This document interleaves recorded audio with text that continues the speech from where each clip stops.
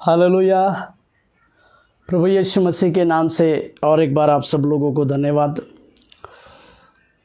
इतवार के इस लाइव टेलीकास्ट में मैं आप सब लोगों का धन्यवाद देता हूं। परमेश्वर की दया और परमेश्वर के अनुग्रह हमारे साथ बना रहे। प्रभु विश्वास योग्य है, इस बातों को हम समझने पाएँ और वो विश्वास योग्य होने के चलते हमारे जीवन में बड़े कार्य करता है। अपनी महिमा की बातों को हमारे संग लिए चलता है, हमारे जीवन में अद्भुत कार्य करता है और अपना प्रेम, उसकी दया और उसकी करुणा हमारे जीवन में उंडेलता है। इसके लिए परमेश्वर के नाम को धन्यवाद देते हैं। आज के इस सत्र के लिए या इस आज की आराधना की बातों के लिए, आज इतवार के इस आराधना का संदेश के लिए मैं परमेश्वर के नाम को धन्यवाद देता हूं। कुछ समय हम इंतज़ार करें और फिर हम आज के प्रमुख वचन की ओर अपने ध्यान को लगाएं और परमेश्वर के पवित्र वचन को हम बांटें, प्रभु की ओर ध्यान लगाएं हम। Thank you Lord, hallelujah. धन्यवाद हो प्रभु, धन्यवाद हो प्रभु, धन्यवाद हो प्रभु।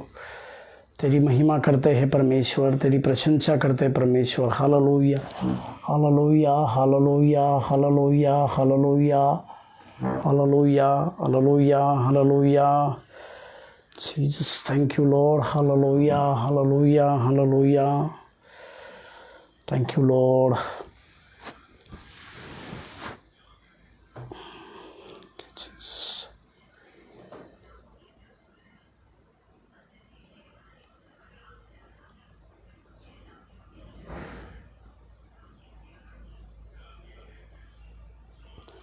गहरे प्यार से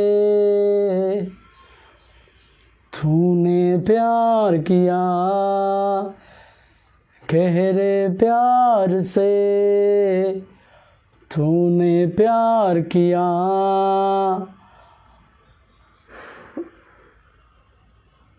माँ के जैसा है प्यार तेरा, तू धन्य है, सर्वश्रेष्ठ है, तेरे जैसा नहीं और कोई। तू धन्य है, सर्वश्रेष्ठ है, तेरे जैसा नहीं और कोई। Hallelujah, hallelujah, hallelujah, hallelujah, hallelujah, hallelujah, hallelujah. Thank you Lord. Hallelujah, hallelujah, hallelujah, hallelujah. धन्यवाद हो प्रभु, धन्यवाद हो प्रभु, धन्यवाद हो प्रभु।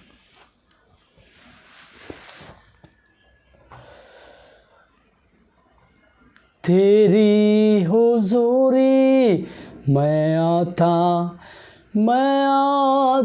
हूँ, अपने भले कामों से नहीं, लेकिन तेरी कृपा के द्वारा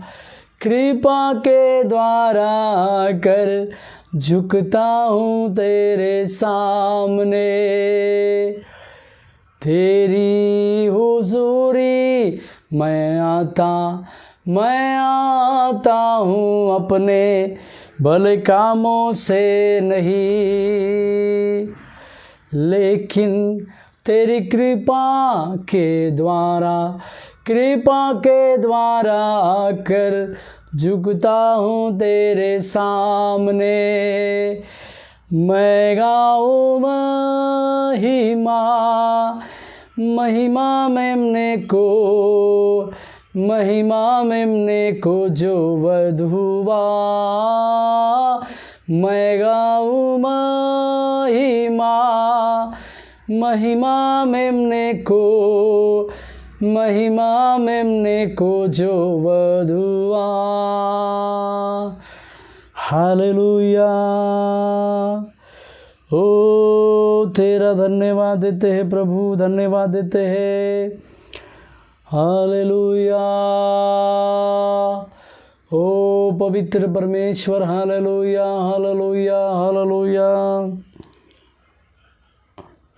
संभाल प्रभु जी जीवन के हर पल में, संभाल प्रभु जी जीवन के हर पल में। अभी तक हमको संभाला तूने, आगे भी अगुवाई कर। अभी तक हमको संभाला तूने, आगे भी अगुवाई कर। संभाल प्रभु जी जीवन के हर पल में, संभाल प्रभु जी जीवन के हर पल में। जैसे मुर्गी बच्चों को अपने पंखों तले छिपाती, जैसे मुर्गी बच्चों को अपने पंखों तले छिपाती, वैसी ही तेरी छाया शरण रहे हमारा, वैसी ही तेरी छाया शरण रहे हमारा।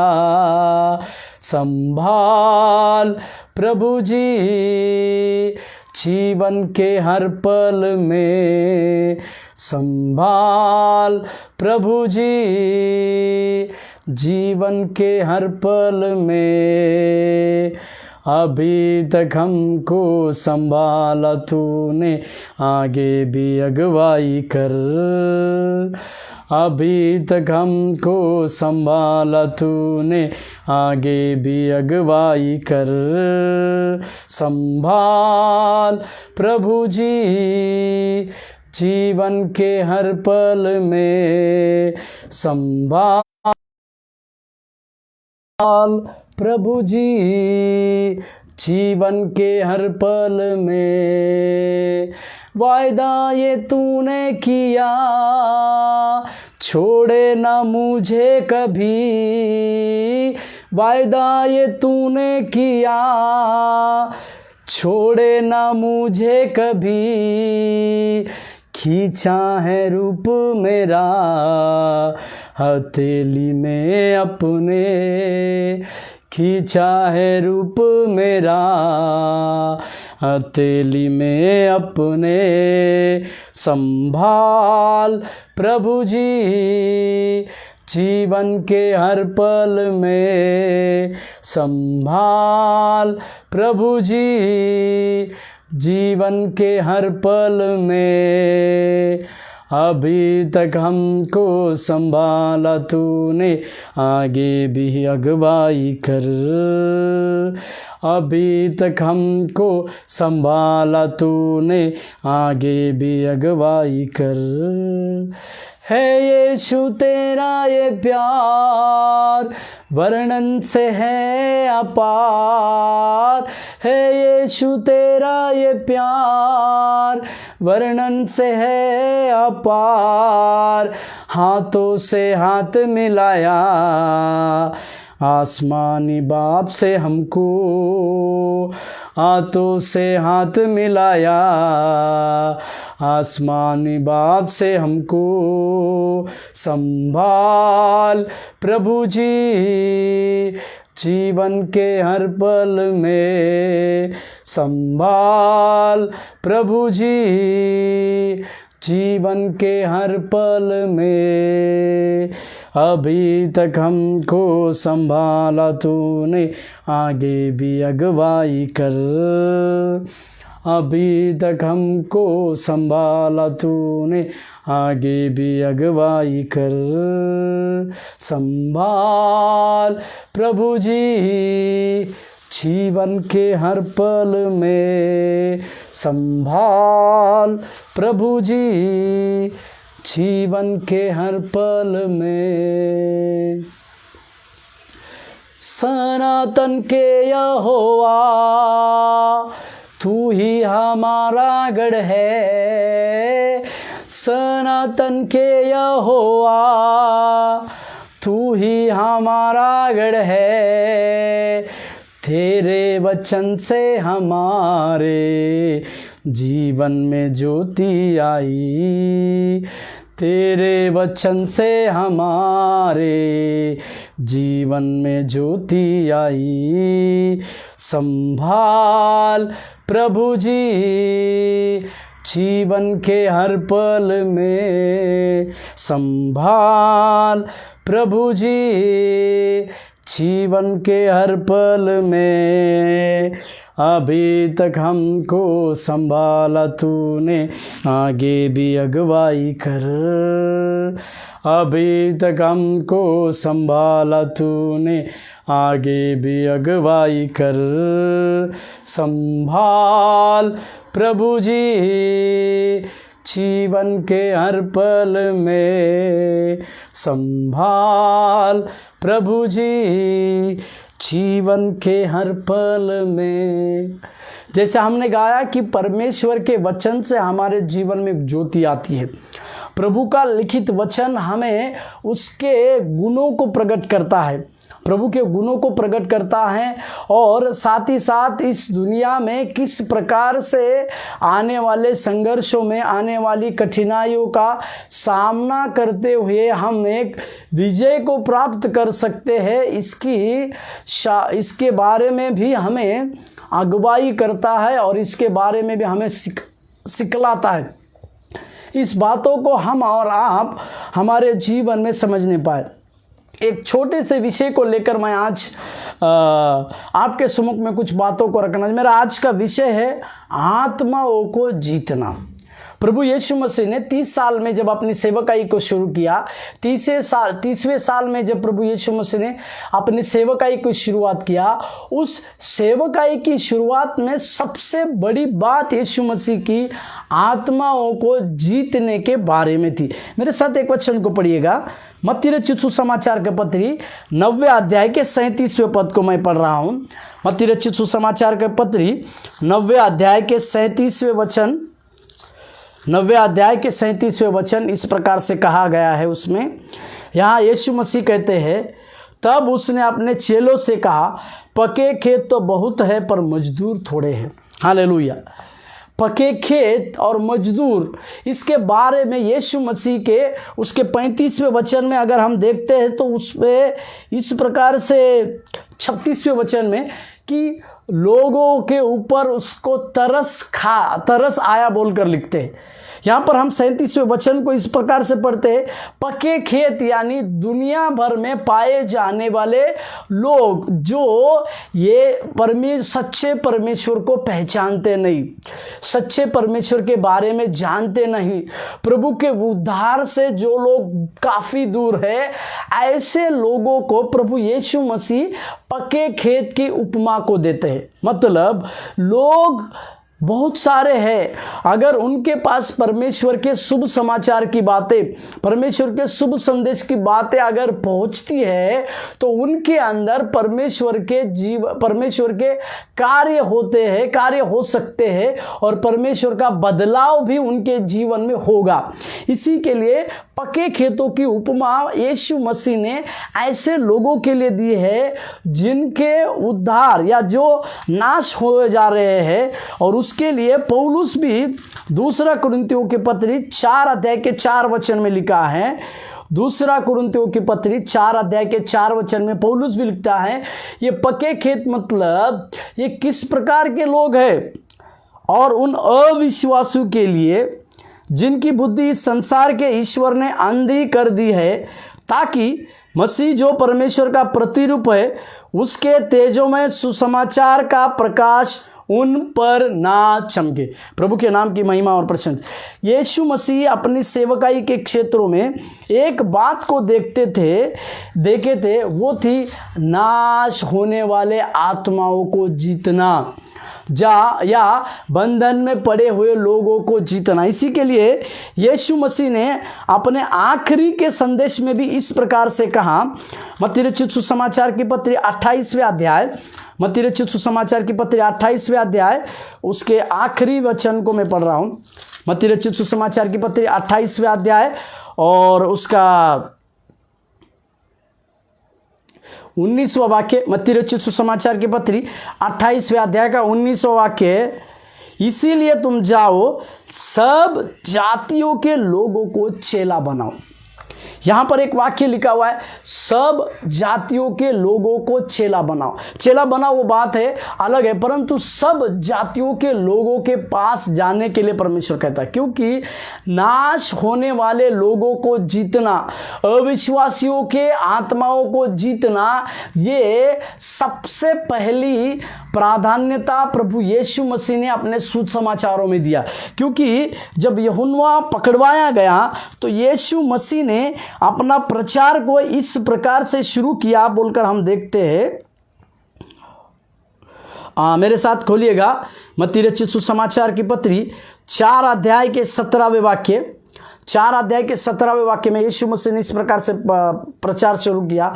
उस समय से यीशु ने प्रचार करना और यह कहना आरंभ किया, मन फिराओ क्योंकि स्वर्ग का राज्य निकट आया है। इस स्वर्ग का राज्य निकट आया है बोलकर सबसे पहली बात वहाँ पर मन फिराने के बारे में प्रभु यीशु मसीह ने कहा। इसका मेरा कहने का मतलब है, यीशु मसीह जो है आत्माओं को जीतने के बारे में लगातार यीशु मसीह की शिक्षा चारों सुसमाचारों की किताब में हम पाते हैं। आज भी हमें आत्माओं को जीतने के लिए एक सबसे बड़ा एक दर्शन रहने की आवश्यकता है। हमारी सेवकाई में सबसे बड़ा बुनियादी दर्शन नाश होने वाले आत्माओं को जीतने का दर्शन होना चाहिए। इसीलिए यीशु मसीह ने एक वाक्य कहा, लूका रचित सुसमाचार उसके 19वें अध्याय उसके 10वें वाक्य को पढ़िए।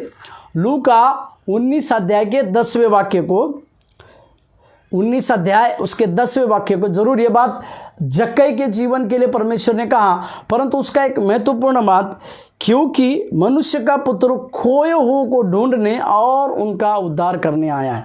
इसका मतलब ये कौन खोए हुए हैं? वे लोग खोए हैं, ये वे लोग हैं जो परमेश्वर के अनुग्रह से दूर है, परमेश्वर के उद्धार की बातों से दूर है।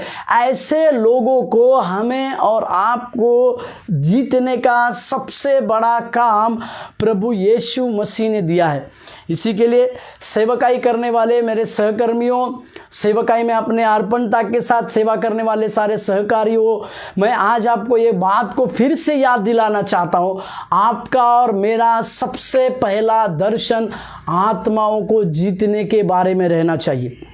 आपका और मेरा दर्शन, हमारा बोझ आत्माओं को जीतने के बारे में रहना चाहिए, नई आत्माओं को जीतने के लिए। यीशु मसीह ने भी जब पहला सुसमाचार, पहला संदेश उनको उस यरूशलेम के मंदिर में कहने के लिए बोला गया, तो उन्होंने इस प्रकार से कहा, यशायाह नबी का किताब में से उन्होंने इस प्रकार से वचन को कहा।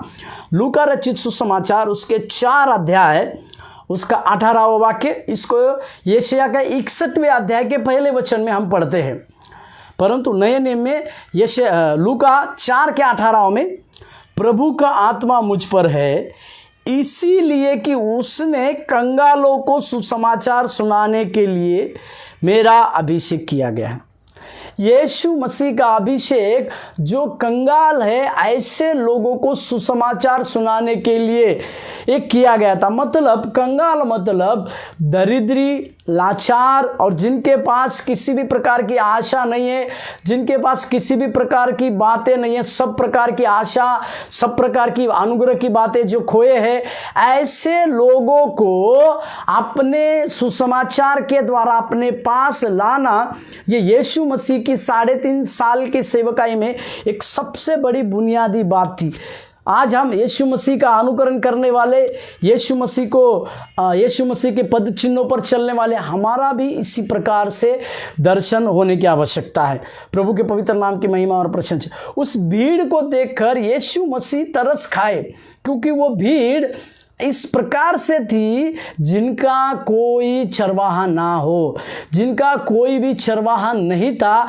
इस प्रकार से वे भीड़ भटकी हुई थी। इसी के लिए यीशु मसीह जो है उस भीड़ के लिए व्याकुल हुए, तरस खाए बोलकर लिखते हैं। और कुछ वचनों को मेरे साथ खोलिएगा, मेरे साथ एक वचन पढ़िएगा। लूका रचित सुसमाचार की पत्री 15वें अध्याय उसका 4 वाक्य। लूका रचित सुसमाचार 15वें अध्याय उसका 4 वाक्य। लूका 15 अध्याय के 4 वाक्य में, तुम में से कौन है जिसके 100 भेड़े हो और उनमें से एक खो जाए तो 99 को छोड़कर जंगल में छोड़कर उस खोई हुई को जब तक मिल न जाए खोजता ना रहे। प्रभु के पवित्र नाम की महिमा और प्रशंसा होने पाए। 15 का 7 भी पढ़ लेते हैं। लूका 15:7, मैं तुमसे कहता हूं कि इस रीति से एक मन फिराने वाले पापी के विषय में भी स्वर्ग में उतना ही आनंद होगा जितना कि 99 ऐसे धर्मियों के विषय नहीं होता जिन्हें मन फिराने की आवश्यकता नहीं। इस लूका रचित सुसमाचार में मन फिराने के विषय में 3 प्रकार के दृष्टांतों को प्रभु यीशु मसीह ने दिया। उसमें खोई हुई भेड़, खोया हुआ सिक्का और उड़ा हुआ पुत्र का दर्शन। इसमें सबसे बहुमूल्य चीज जो है, लूका 15 अध्याय के 7वें वचन का सारांश जो है, उसमें लिखा है एक पापी जो सच्चे रीति से मन फिराकर परमेश्वर के राज्य में आता है, उसके लिए स्वर्ग में बड़ा आनंद मनाया जाता है। इसका मतलब हमारे लिए और आपके लिए जब प्रभु एक खोई हुई भेड़ के लिए इतना इंपॉर्टेंस देता है, खोई हुई भेड़ मतलब वो लोग जो सुसमाचार से दूर है, वो लोग जो परमेश्वर के अनुग्रह से दूर है, वो लोग जिनके उद्धार की बातों से वे दूर है। इसी के लिए हमें उस 99 को, जैसे यीशु उदाहरण दृष्टांत में यीशु मसीह ने कहा, उस 99 को छोड़ उस एक के प्रति परमेश्वर ने एक दर्शन को रखा। इसी प्रकार से हमारे भी और आपके जीवन में भी इस बातों को याद रखने की आवश्यकता है कि हमारे लिए एक खोई हुई आत्मा या उस आत्माओं को जीतने के लिए हमारे पास एक प्रकार से बात होना चाहिए, एक प्रकार से परमेश्वर के एक दर्शन होना चाहिए, और एक आत्मा को जीतने के लिए हमें लगातार दौड़ने की आवश्यकता है।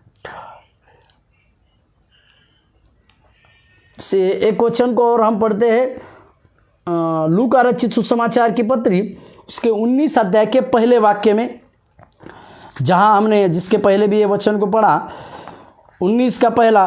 वह यरीहो में प्रवेश करके जा रहा था, वहां जक्कै नामक एक मनुष्य था जो चुंगी लेने वालों का सरदार था और धनी था। यहां पर यीशु मसीह यरीहो से प्रवेश करते समय एक ऐसे व्यक्ति की खोज में गए जिसके अंदर एक प्रकार का खालीपन था।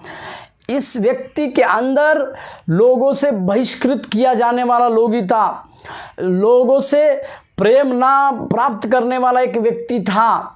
ऐसे एक व्यक्ति की तलाश में प्रभु यीशु मसीह गए और उसको पूरी तरह से अपने राज्य में जीत लिए, और वो यीशु मसीह का चेला बना। प्रभु के पवित्र नाम की महिमा और प्रशंसा होने। यरीहो में जब प्रवेश कर रहे थे तो बहुत बड़े झुंड की झुंड उनके साथ चली आती थी, परंतु उस यरीहो में से परमेश्वर जानते थे किस व्यक्ति को उद्धार की आवश्यकता आज है, या किस व्यक्ति को एक उद्धार की बातें की आवश्यकता है। प्रभु के पवित्र नाम की महिमा और प्रशंसा। समझना चाहिए कि परमेश्वर ने इस जक्कै को जिस प्रकार से, जक्कै का उद्धार को जिस प्रकार से किया, उसी प्रकार से हमें भी आत्माओं को जीतने के लिए लगातार प्रयास करने की आवश्यकता है। और एक वचन पढ़िए, यूहन्ना का पत्री 4 अध्याय के 7वें वचन। यूहन्ना का पत्री उसके 4 अध्याय 7वें वचन। यूहन्ना रचित सुसमाचार उसके 4 अध्याय के 7वें पद। इतने में एक सामरी स्त्री जल भरने आई। यीशु ने उससे कहा, मुझे पानी पिला। इसका मतलब क्या है? एक सामरी स्त्री जब यीशु को प्यास लगी, इस घटना को हम अच्छे से जानते हैं। जब यीशु को प्यास लगी तो उस कुंड के पास गया, परंतु एक सामरी स्त्री उस जगह पर आई थी जो पानी भरने के लिए आई थी। तो यीशु मसीह ने उसे पानी पिलाने विषय में कहा। ये किस प्रकार के पानी के बात यहाँ पर यीशु मसीह करे? वो पानी था उद्धार का पानी, वो पानी था आत्माओं के लिए, आत्मा जीतने वाला पानी। और हम सब लोग जानते हैं यही स्त्री ने, जो सामरी स्त्री थी, उसने यीशु मसीह, जो सामरी स्त्री बनकर आई थी, उसने यीशु मसीह से बात करने के बाद वो यीशु मसीह का प्रचार करने वाली स्त्री बनी। क्योंकि लिखा है, वचन मिलता है, वो उस जगह, उसके गांव में जाकर उसने यीशु मसीह के बारे में सुसमाचार सुनाया। जो एक साधारण स्त्री थी, यीशु से मुलाकात करने के बाद, यीशु से बातचीत करने के बाद, यीशु से शुभ समाचार सुनने के बाद वो साधारण नहीं बनी, तो वो यीशु मसीह की प्रचारक बनी। प्रभु के पवित्र नाम की महिमा और प्रशंसा। उसने गांव में पूरी रीति से यीशु के बारे में सुनाया बोलकर हम जानते हैं। उसी का 4 अध्याय के मेरे साथ और एक वचन पढ़िएगा। यूहन्ना का 4 का 36वें वाक्य को पढ़ते हैं हम। यूहन्ना रचित सुसमाचार 4 अध्याय के 36वें वाक्य में, काटने वाला मजदूरी पाता और अनंत जीवन के लिए फल बटोरता है, ताकि बोने वाला और काटने वाला दोनों मिलकर आनंद करे। हालेलुया। इसका अर्थ क्या है? इसका अर्थ ये है, यीशु मसीह ये कहना चाह रहे हैं कि जो आत्मा के प्रति, आत्माओं को जीतने के प्रति बोझ को रखते हैं, वे इसी युग में अपना प्रतिफल पाएंगे और आने वाले युग में भी प्रतिफल पाएंगे। और जो आत्मा परमेश्वर के लिए बचाई गई है, वो भी इस युग का प्रतिफल पाएंगे और आने वाले युग का भी प्रतिफल पाएंगे। इसी के लिए मेरे सहकर्मियों, हमें आत्माओं को जीतने की आवश्यकता है।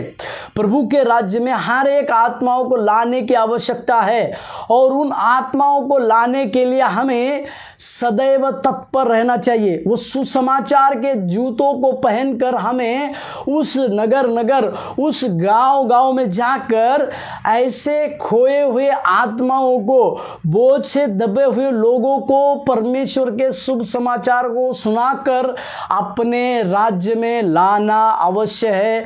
और इसके लिए हमें परमेश्वर की दया की बातें और अनुग्रह की बातों को पहचानने की आवश्यकता। और एक वचन को मेरे साथ पढ़िएगा, प्रेरितों के काम 4 अध्याय के 20वें वाक्य को। प्रेरित 4 अध्याय के 20वें वाक्य, प्रेरितों के काम 4 अध्याय के 20वें वाक्य। क्योंकि यह तो हमसे नहीं हो सकता कि जो हमने देखा और सुना है वह ना कहे।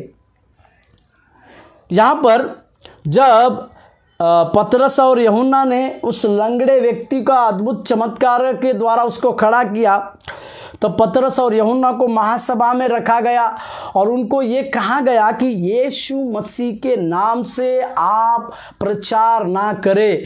किसी भी व्यक्ति को यीशु मसीह की जीवित गवाही के बारे में ना बताने के लिए जब कहा गया, तो पतरस ने सरलता से जवाब दिया।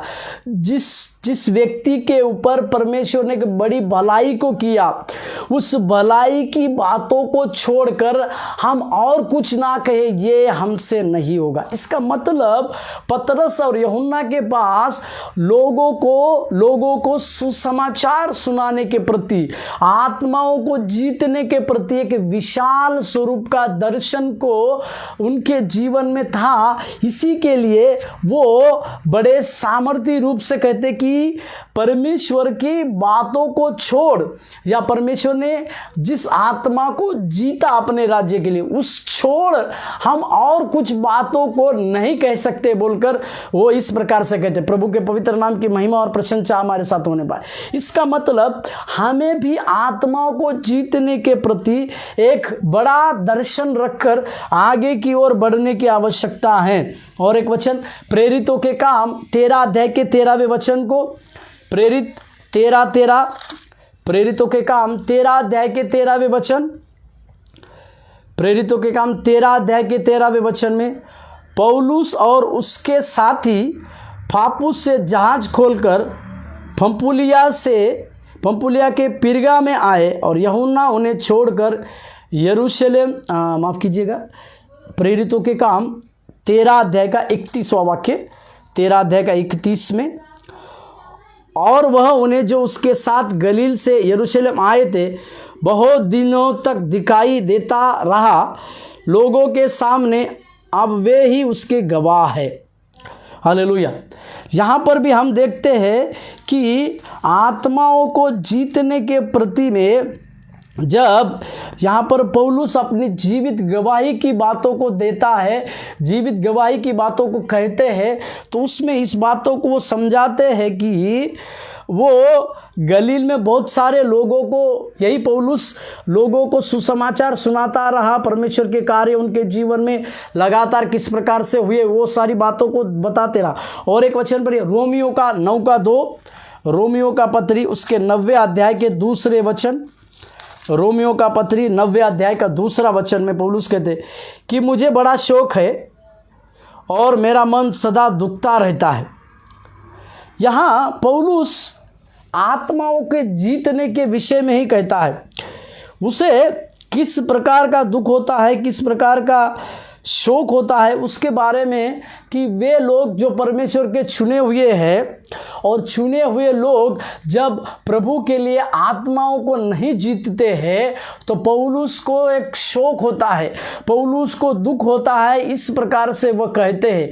इसी के लिए हमें और आपको इस बात को समझना चाहिए, हमें और आपको इस बात को जानना चाहिए कि हमारे लिए आत्माओं को जीतना ये एक आज के लिए बहुत ज़रूरी बात है। और एक वचन पढ़िए, गलातियों का पत्री 4 का 19वें वाक्य, गलेशियंस 4, गलातियों के पत्री 4 अध्याय 19वें वाक्य में, हे मेरे बालकों, जब तक तुम में मसीह का रूप न बन जाए तब तक मैं तुम्हारे लिए फिर जच्चा की सी पीड़ाएं सहता हूँ।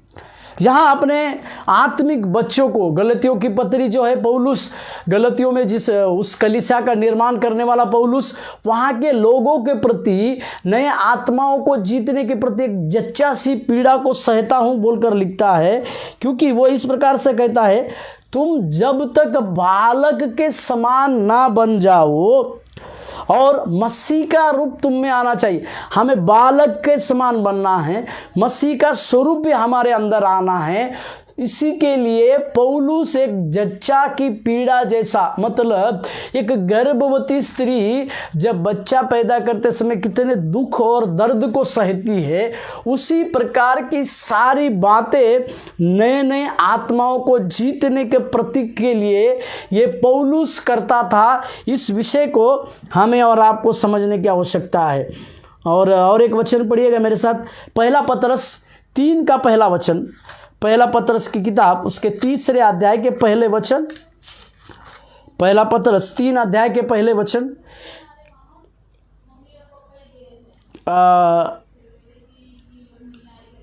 पहला पतरस की पत्री 3 अध्याय, उसको आवश्यकता नहीं है। और यजीकेल की पत्री में भी इस प्रकार से लिखा हुआ है, मेरे साथ एक वचन को पढ़िएगा, यजीकेल का पत्री 33 अध्याय के 6 वाक्य को पढ़िएगा। पुराने नियमों में भी इसके बारे में, खोई हुई आत्मा के बारे में लिखा हुआ है। 33 का 6वां वचन को पढ़िएगा। 6वां वचन इस प्रकार से कहता है, परंतु यदि पहरुआ ये देखने पर की तलवार चलाने वाली है, नरसिंगा पूंकर लोगों को न चिताए और तलवार के चलने से उनमें से कोई मर जाए, तो वो तो अपने अधर्म में फंसा हुआ मर जाएगा, परंतु उसके खून का लेखा मैं पहरुआ से लूँगा। इसका मतलब वो अधर्म में जिसको आपने परमेश्वर के लिए बातों को किया, वो तो अपने अधर्म में पड़ा हुआ मर जाएगा, फंस जाएगा, परंतु उसके खून का लेखा मैं तुम्हारे हाथों से लूँगा बोलकर परमेश्वर के वचन में लिखा है। इसका मतलब क्या है कि जिस व्यक्ति को जो नाश हो रहा है, जो व्यक्ति अपने आदर में फंसा हुआ है, ऐसे व्यक्ति को अगर हम परमेश्वर के राज्य के लिए जीतेंगे नहीं तो वो तो अपने अधर्म में पड़ा हुआ मर जाएगा, फंस जाएगा, परंतु उसके खून का लेखा मैं तुमसे लूँगा बोलकर प्रभु के वचन में लिखा है। इसके लिए हमें आज इस बात को समझने की आवश्यकता है कि हमें भी हमारे सेवकाई के दर्शन में आत्माओं को जीतने के लिए प्रयास करने की आवश्यकता है, और आत्माओं को जीतने का एक दर्शन आपके पास और मेरे पास होने पर प्रभु आप सभी लोगों को इस वचन के द्वारा आशीष देने पर धन्यवाद। प्रार्थना करें। हे हमारे स्वर्गीय पिता प्रभु यीशु मसीह, हम धन्यवाद देते। होने दीजिए प्रभु, आत्माएं जो खोई हुई आत्माएं हैं उनको जीतने का दर्शन हमारे होने पाए। जो आत्माएं परमेश्वर आपसे दूर गई है, ऐसे लोगों को आप तक पहुंचाने के लिए प्रभु आप हमारे लिए सहायता कीजिए और मदद कीजिए करके हम प्रार्थना करें। आपकी दया हमारे साथ होने पाए, आपका अनुग्रह भी हमारे साथ होने पाए, आपके कार्य भी हमारे साथ होने पाए। सहायता कीजिए और मदद कीजिए। यीशु मसीह के नाम से प्रार्थना मांगते, आमीन आमीन। प्रभु आपको आशीष देने पाए। धन्यवाद।